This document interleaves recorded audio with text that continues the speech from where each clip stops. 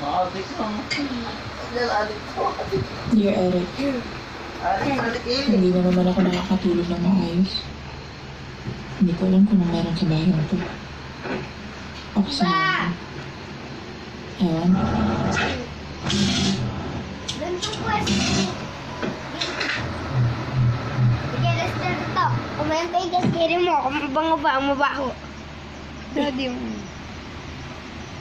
Mabaho pa rin. Joke lang. Bango. Hoy, magkwento ka naman. Bango kay mami. Galit ka pa ba sa akin? Ang Kaya ba hindi ka nagpaparamdam?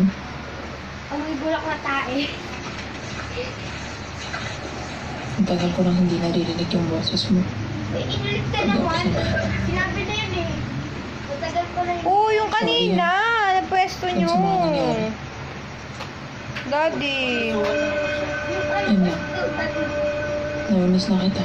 Daddy, yung pwesto nyo kanina. Bakit?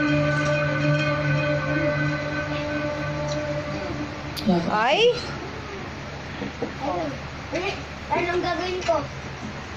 yung ginawa mo. Yan. Uy, ang tagal na niyan ah.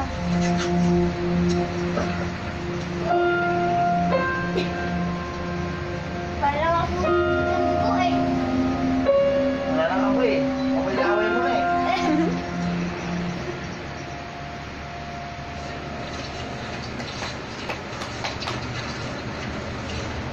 Kasi yung sukoy, JC. Ang bago.